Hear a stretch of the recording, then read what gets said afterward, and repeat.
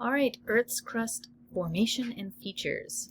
As we embark on our journey through the Earth systems, we need some kind of background information. And so I will cover kind of a lot here, but just hopefully just the crust of it, just the kind of outer layer of it.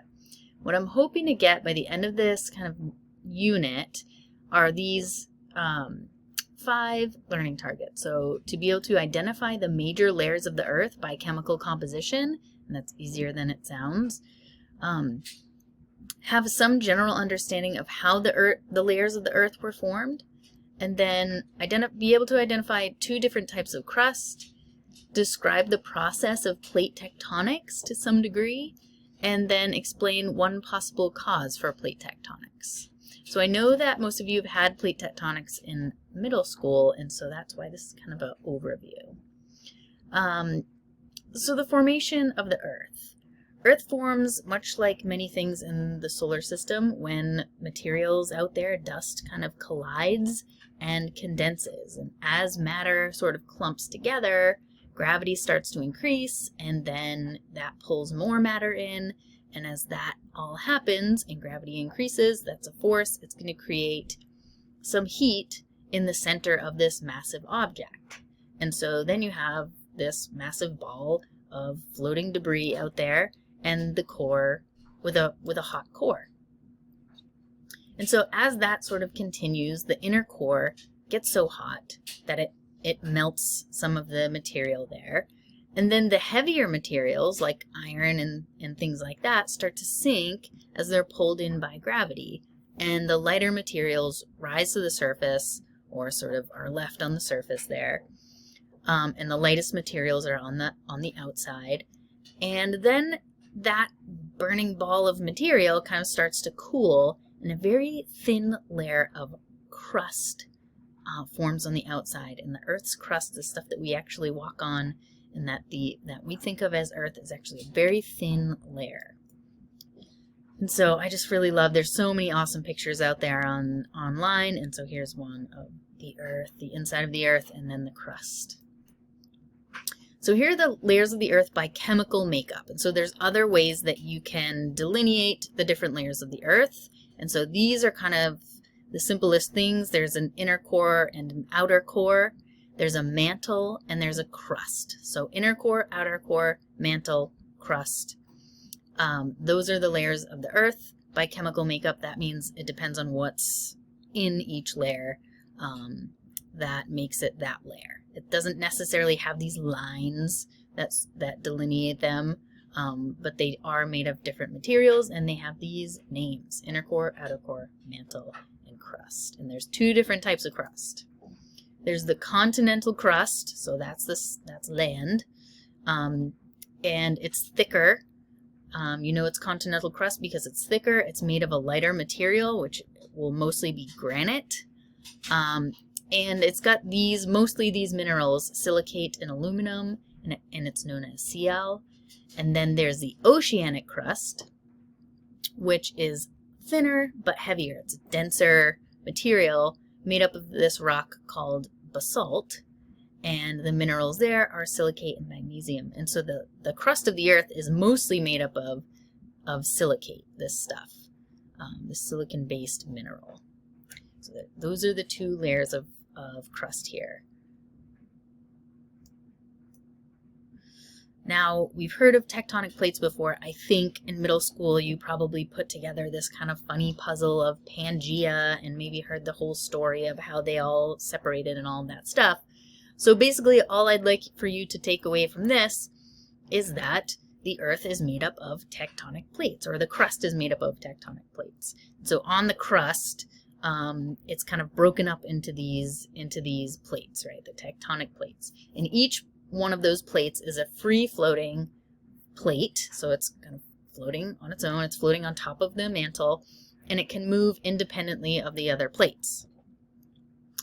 And this movement is what we call plate tectonics. So the movement of the tectonic plates is called plate tectonics, and that is sort of what forms the crust.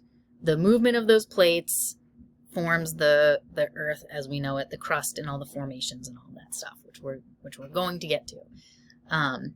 So that's called plate tectonics. Tectonic plates move. Plate tectonics is responsible for the formation of the crust.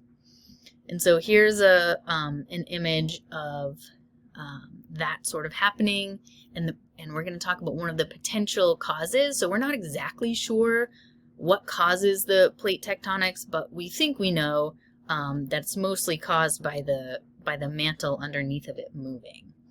And so when that happens, we get these ridges that form, and then the tectonic plates do this thing called subduction, and they get sucked underneath of each other. So in plate tectonics, there's these things that happen. So these four things are kind of important and kind of the simplest terms you can put them in. So one thing that happens are two continental plates can collide and are shoved together, and that's called collision.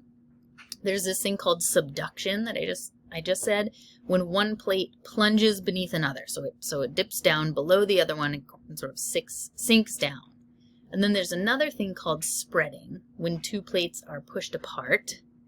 And then transform faulting, when two plates slide past each other. So they're sort of next to each other, and they slide past and kind of grind against each other. But they don't go under, or they don't go over. They don't collide. It's different from that.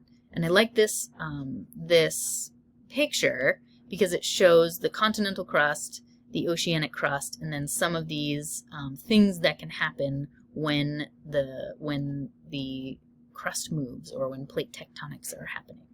So what's causing plate tectonics? What's causing this movement?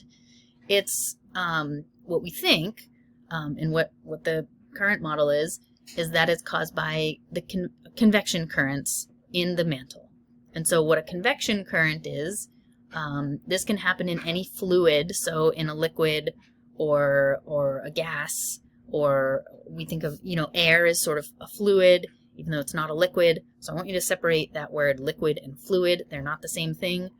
The mantle is fluid, but it's not a liquid. It's not like water, but it does move like a fluid. And so what convection is when you have, this is supposed to be like a pot of, you can picture it as a pot of water on the stove or something, and you're heating it up. And so this is where the heat is coming from. The source of heat heats up the water around it, and then hot water or air or fluid or mantle or whatever you're talking about, hot fluid will, as it warms, it becomes less dense. The molecules kind of separate from each other, it becomes less dense, and so then it wants to rise up through the more dense stuff. It wants to get away from itself, kind of. So it becomes less dense and it rises. And as that happens, and if there's other temperature things around it, the cold fluid that's also in that bucket or earth, or in this case, this pot of water on the stove, the cold fluid will sink down.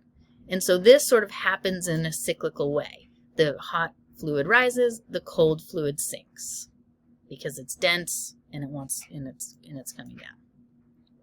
And so here's a good picture of the whole thing on Earth. And so there's the hot inner core. That's the source of heat that's heating up the mantle. That is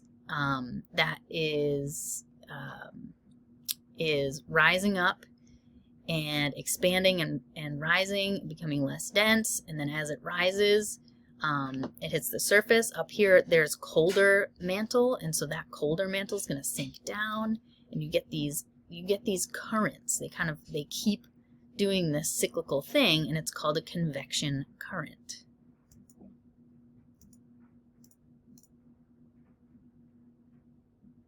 So the convection current, again, is the thing that we think is causing the plate tectonics, the movement of the plates.